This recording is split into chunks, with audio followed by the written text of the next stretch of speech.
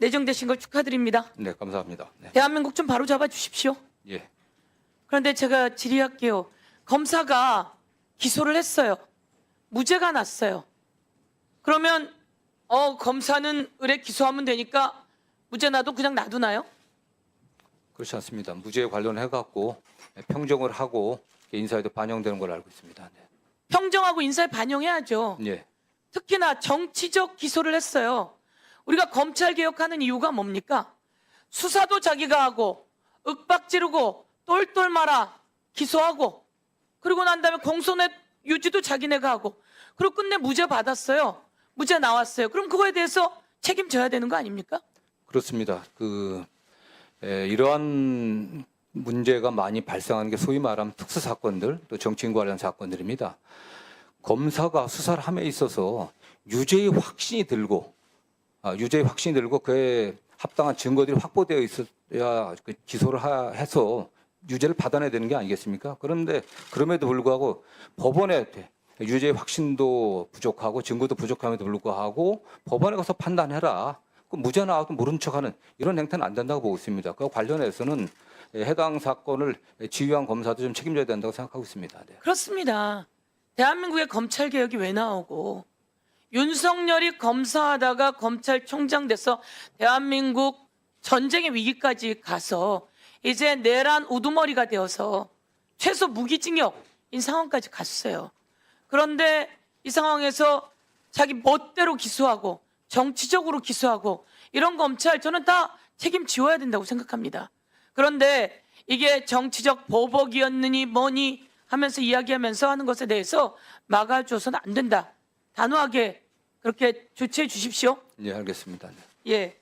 그러면 윤석열이 윤석열이 지금 핸드폰으로 비아폰으로 온갖 범죄를 저질렀어요. 윤석열과 같이 공동 범죄를 저지른 자들이 아주 많아요. 근데 윤석열이 아이폰 비밀번호 내주지 않아요. 한동훈도 아이폰 비밀번호 안 내줬어요. 손준성도 아이폰 비밀번호 안 내줬어요. 임성근은 자기 아이폰 비밀번호를 모른대요. 이거 어떻게 하실 겁니까?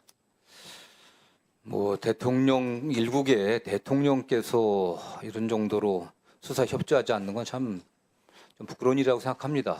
본인이 비상계엄이라고 하는 헌법 질서를 흔드는 그런 행위를 했다고 하면 그에 따른 소신과 책임이 따라야 되는 거 아니겠습니까? 소신에 책임이 따라야 되는데 저는 그런 면에서 매우 안타깝고 생각하고 다만 기술적으로 좀 어려운 문제들이 있다고 생각을 하는데 최선을 좀 다해보도록 하겠습니다. 네. 대통령이 대통령답지 못한 대한민국의 아주 수치와 치욕이죠. 그런데 그러면 기술력만 이야기할 때인가? 저는 이제 이렇게 봐야 된다고 생각합니다.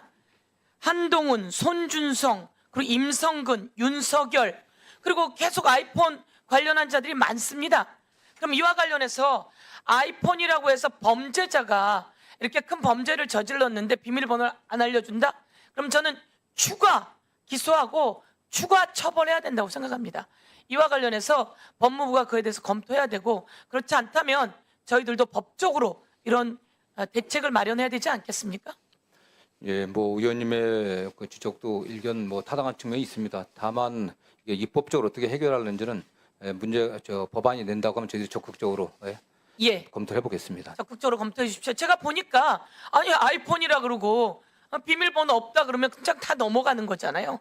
이거 추가해서 이것을 범죄자가 내놓지 않을 때는 정말 최대 처벌형이 주어져야 된다고 생각하고 그렇게 저희가 준비를 해보도록 하겠습니다. 그 다음에 김건희 참 부창부수예요. 대한민국 다 망가뜨린 사람이 김건희인데요. 저는 김건희의 집사 김예성이란 자가 나타났어요. 그 사진 있습니까? 올려주십시오.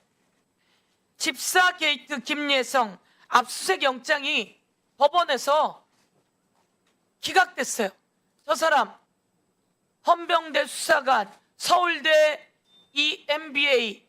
그래서 여기서 김건희를 만났다는 거 아닙니까? 김건희를 만났고 이 사람이 도대체 뭔데 이 사람이 하는 회사에 투자한 회사들 한번 올려봐 주세요. 이 사람 김예성 회사에 그거 틀어주세요. 금방 그거. 카카오 모빌리티 30억 투자, 효성이 35억, 한국증권금융 50억, 신한은행 30억, 키움증권 10억. 다 해서 다른 데까지 다 해서 184억을 저 사람 회사에 투자했답니다. 김건희의 집사랍니다. 최은순 잔고 위조할 때 그거 같이 했던 사람이랍니다. 이 사람 관련해서 압수수색 영장 그리고 이거를 구속영장도 청구했는데 법원이 기각했어요. 법원이 기각할 명분이 없어요. 그런데 저희가 들어보니까 특검의 수사 내용이 아니라고 한답니다. 이 특검법 제가 만들었거든요. 제가 대표 발의했는데 집사 게이트 압수수색 영장을 기각해요. 법원 오늘 똑똑히 들어두셔야 됩니다. 이 특검에는 이 수사 과정에서 인지된 사건 모두 다 수사할 수 있게 특검 범주에 들어 있습니다. 특검 수사 범위에 들어 있습니다. 아시겠습니까? 네. 예. 이 수사 과정 속에서 인지된 모든 사건을 수사할 수 있게 되어 있습니다.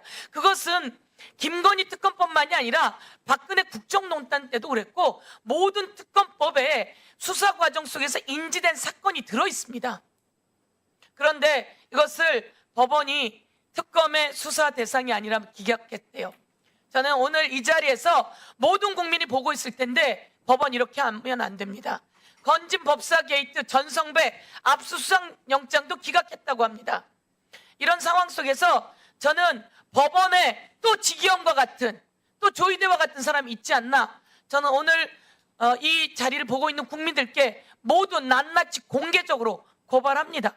법원 다시 또 한 번 압수수색 영장을 기각하면 안 됩니다. 아까 앞으로 넘겨주면 김예성, 김건희의 집사예요. 집사로서 카카오 모빌리티 김범수가 왜 여기다가 30억을 투자합니까? 저는 이런 그 법적 문제점이 있는 이 도대체 얼마나 어디까지 해먹었는지 다시 마약 관련해서도 질의하게 될 텐데요. 대한민국이 바로 잡아야 합니다. 그래서 이와 관련해서 다시 낱낱이 살펴보시는 것을 법무부 장관 내정께 요청드리겠습니다. 정리해 주시기 바랍니다. 예, 어쨌든 그 법원의 결정에 대해서 공직 후보자가 그 당부를 말씀드리는 건 적절치 않은 것 같습니다. 다만 문제는 그 특검 수사의 범위가 어디인지, 특검 수사 과정에서 인지된 관련 사건의 범위가 어디인지 요거에 대한 해석에 좀 차이가 있는 것 같은데요. 이와 관련해서는 특검에서 적극적으로 소명해갖고 소명할 것으로 보고 있습니다. 네. 예. 발언 시간 내에서